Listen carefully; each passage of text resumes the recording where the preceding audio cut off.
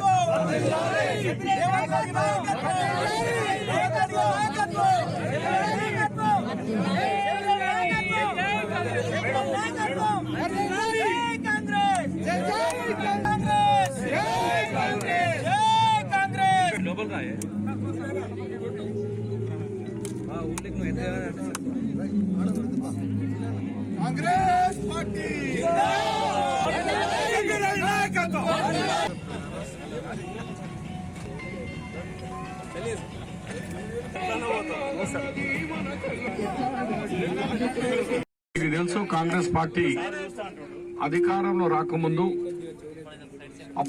ఇప్పుడున్న ముఖ్యమంత్రి రేవంత్ రెడ్డి గారు అప్పుడు పిసిసి ప్రెసిడెంట్ గా కాంగ్రెస్ అధ్యక్షుడుగా రాష్ట్రమంతా పదయాత్ర పెట్టుకుని కామారెడ్డి నుంచి వయా సరంపల్లి, చిన్నమల్లారెడ్డి, లింగాయపల్లి నుంచి రాజంపేట వరకు పదయాత్ర చేసిన విషయం తెలుసు.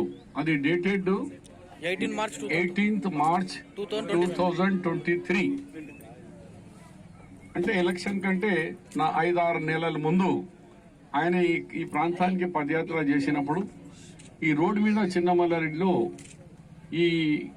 ఇక్కడ పడిపోయిన మీరు ఇల్లు చూస్తున్నారు. మీరు ఇక ఫోటోగ్రాఫర్ కొద్దిగా జరిగితే లగాతే జావు చల్తే రేందో రెడ్డి గారు సపోర్ట్లతో స్వాగతం చిన్నమల్లారెడ్డిలో.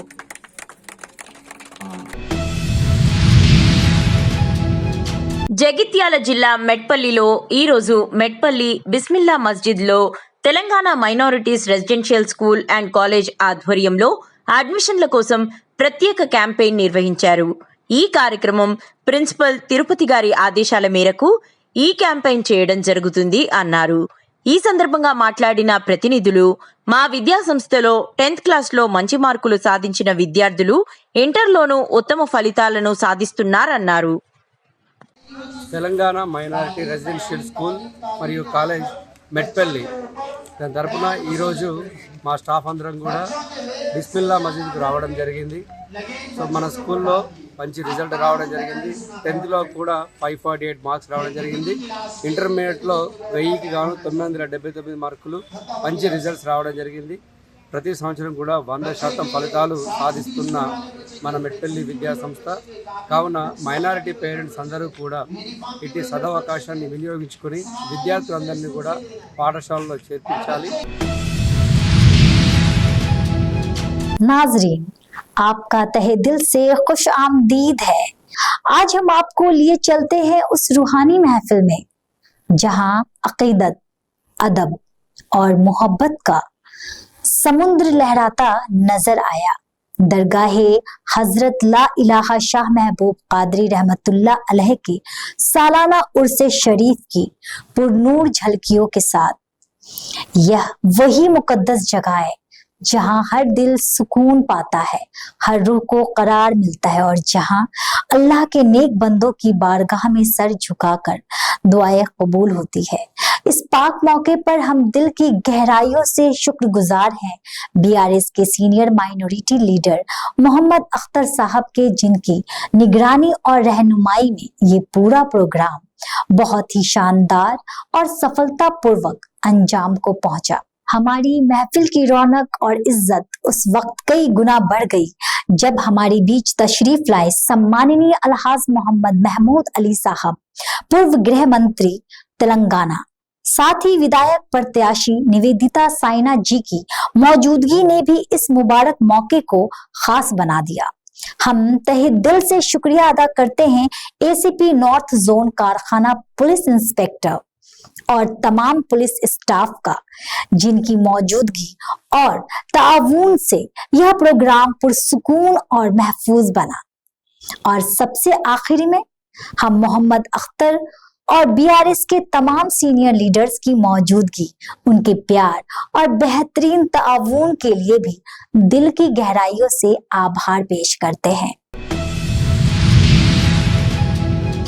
కర్నూలు జిల్లా ఆదోని నేతాజీ సుభాష్ చంద్రబోస్ ఆవాసీయ విద్యాలయం ఏపీఎస్ఎస్ నందు టీజీ వెంకటేష్ జన్మదినం సందర్భంగా వారి పుట్టినరోజు వేడుకలు అనాథ పిల్లల మధ్య అంగరంగ వైభవంగా జరిపిన డాక్టర్ గంగాధర్ మరియు ఆంధ్రప్రదేశ్ కాంగ్రెస్ పార్టీ దేవిశెట్టి ప్రకాష్ రంగనాయక ఈ కార్యక్రమంలో వారు మాట్లాడుతూ, మన ఆదోనిలో పుట్టి పెరిగి ఇండస్ట్రీ పరంగా వ్యాపార రీత్యా కర్నూలులో స్థిరపడ్డ మన ఆదోని ముద్దుబిడ్డ టీజీ వెంకటేష్, ఆయన ఆదోనిలో మరియు కర్నూలులో తనదైన శైలిలో పార్టీలకు అతీతంగా సేవలను చేస్తారు.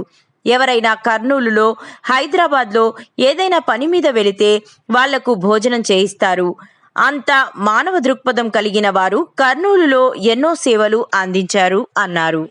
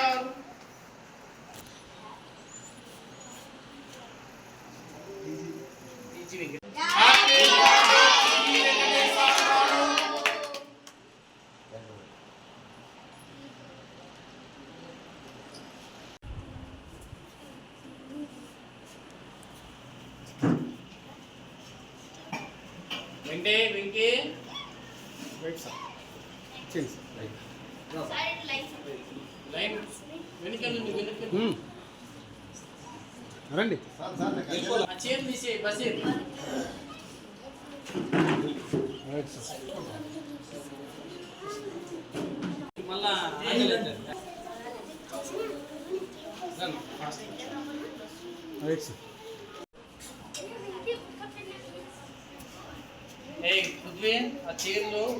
పెట్టించుకోండి.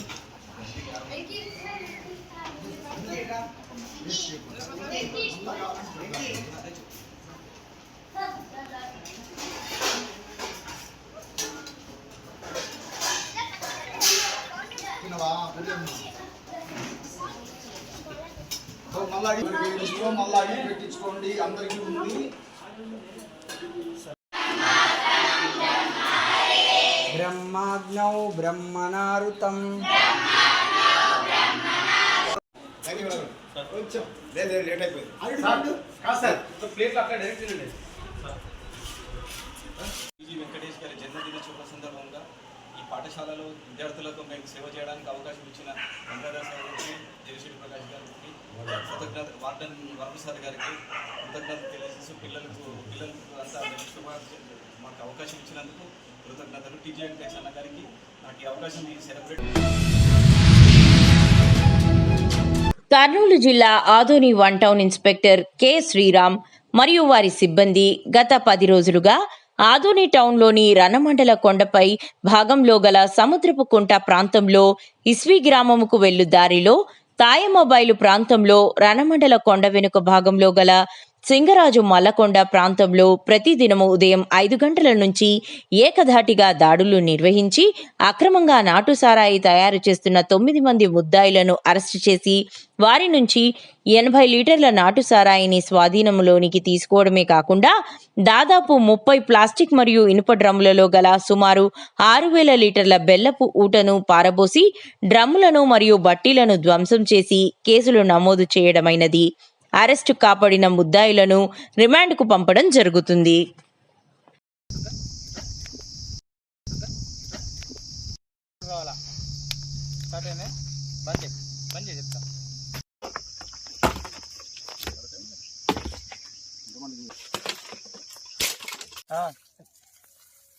స్పీడా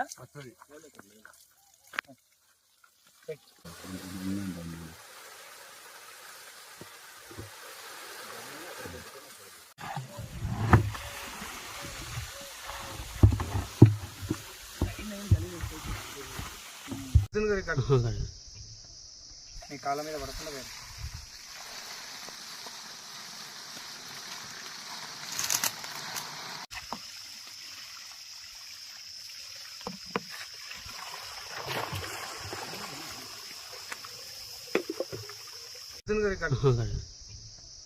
మీ కాళ్ళ మీద పడకుండా వేరు.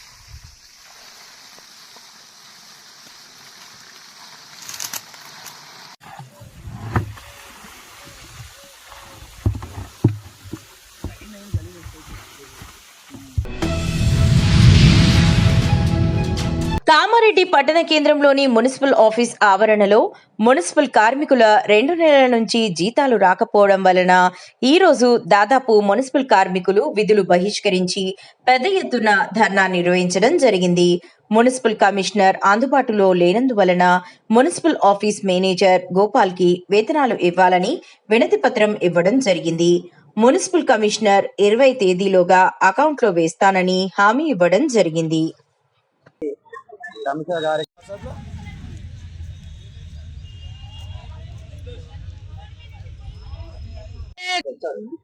ఈరోజు విధులు బహిష్కరించడానికి ముఖ్య కారణం అనేక సందర్భాల్లో అనేక మీటింగ్లలో కమిషనర్ గారికి మాకు ప్రతి నెల 5 తారీఖు వరకు జీతాలు వేయాలని చెప్పేసి మేము కమిషనర్ గారికి అనేక సందర్భాల్లో చెప్పడం జరిగింది. కమిషనర్ గారు వేస్తామని చెప్పేసి చెప్పారు. అయినప్పటికీ ఈ రోజు వరకు 16వ తారీఖు అవుతున్నప్పటికీ ఈ రోజు వరకు మాకు వేతనాలు ఊసులేదు కాదుగా మాకు ఎట్లాంటి కనీసం కూడా మా యొక్క జీతాల ఫైల్ ఎక్కడి వరకు మూవ్ అయిందని కమిషనర్కే తెలియని పరిస్థితిలో ఈరోజు మున్సిపల్ ఆఫీస్ వ్యవస్థ నడుస్తుంది. ఎందుకంటే ఎవరిని అడిగినా కానీ ఎక్కడుందో ఎవరితాడుందో ఫైల్ అనే విధంగా మాట్లాడుతున్నారు. మా కమిషనర్ గారిని మాట్లాడడానికి వస్తే కమిషనర్ గారు కలవలేదు. కాబట్టి ఈరోజు విధులు బహిష్కరించి కూర్చుంటే మా దగ్గరికి కమిషనర్ గారన్నా వచ్చి ఎస్ఐ గారన్నా వచ్చి మాకు సూచనలు ఇచ్చి ఈరోజు వేస్తాం లేకపోతే రేపు చేస్తామని చెప్పేసి ఏదన్నా ఒక సందేశాన్ని ఇస్తారేమో, ఆ సందేశం ద్వారా మేము విధులకు వెళ్తామని చెప్పేసి ఈరోజు విధులు బహిష్కరించి ఆపడం జరిగింది. కానీ ఎస్ఐ కానీ కమిషనర్ కానీ ఇంతవరకు రాకపోగా, అలాగే వారు రాకపోగా పోలీస్ వ్యవస్థను ఇందులో ఇన్వాల్వ్ చేసి పోలీసులను మా దగ్గరకు పంపించి ఈరోజు పోలీసుల ద్వారా సమ్మెను విమరించి ఆ ఎఫ్ఎన్ మేనేజర్ దగ్గరికి తీసుకెళ్లి మా యొక్క సమస్యను లెటర్ ద్వారా ఆ మేనేజర్ గారికి ఇచ్చి తెలపడం జరిగింది. ఒకటే చెప్పాం మేనేజర్ గారికి, మేనేజర్ గారు 20 తారీఖు వరకు మా యొక్క సమస్యలు ఏవైతే ఉన్నాయో జీతాలు కానివ్వండి, ఇంకా 60 ఏళ్ళు పైబడి ఉన్న వారిని తీసేసిన వాళ్ళు రీప్లే బేస్డ్ వాళ్ళ యొక్క కుటుంబ సభ్యుల్ని పెట్టుకోవడం కానివ్వండి, ఇంకా ఏదైతే 14 మందిని అనాకరిగా తీసేశారో వారిని పెట్టుకోవడం కానివ్వండి, అనేక చాలా ఇబ్బందుల సంబంధించిన సమస్యల పైన ఈరోజు వినతి పత్రం ఇచ్చాం. ఆ వినతి పత్రం ద్వారా మేము ఒకటే చెప్పాం మేనేజర్ గారికి, 20 తారీఖు లోపు ఒకవేళ ఈ యొక్క సమస్యల్ని మా యొక్క డిమాండ్లను తీర్చని పక్షంగా సమ్మెను ఉధృతం చేస్తాం. దీనికి ఎంతటి పోరాటానికైనా సిద్ధం చేస్తామని చెప్పేసి ఈ సందర్భంగా తెలియజేస్తున్నాం. దీనికి పూర్తి నైతిక బాధ్యత గౌరవనీయులైన కమిషనర్ గారిదే అని చెప్పేసి ఈ సందర్భంగా తెలియజేస్తూ 1 month 2 months అవుతుంది. 2 months నిండుతున్నాయి. 2 నెలల నుంచి సాలరీస్ వస్తాయి. 2 నెలల నుంచి సాలరీస్ వస్తాయి. ఎంతమంది ఎంప్లాయీస్ మొత్తం? 250 మంది. 250 మందికి వాళ్ళేవా? 250 మందికి రాలేవు. 250 మందికి రాలేవు. మొత్తం మున్సిపల్ వర్కర్స్ కే రాలేవు. మొత్తం మున్సిపల్ వర్కర్స్ అసలు రాలేవు జీతాలు. జిల్లా నవీపేట మండలంలో రైల్వే క్రాసింగ్ వద్ద ట్రైన్ రాకతో సిబ్బంది గేటు వేయగా అంబులెన్స్ ట్రాఫిక్ లో చిక్కుకుంది. దీంతో వాహనాలన్నీ ఎక్కడికక్కడే ఆగిపోయాయి. వాటితో పాటు అంబులెన్స్ కూడా ఆగిపోవాల్సి వచ్చింది. రైల్వే గేటు వద్ద రైల్వే ఓవర్ బ్రిడ్జ్ నిర్మించమని చాలా రోజులుగా నవీపేట ప్రాంతవాసులు డిమాండ్ చేస్తున్నారు. ఆర్ఓబి నిర్మించి ఉంటే ఇలాంటి పరిస్థితి వచ్చేది కాదని ఆగ్రహం వ్యక్తం చేస్తున్నారు.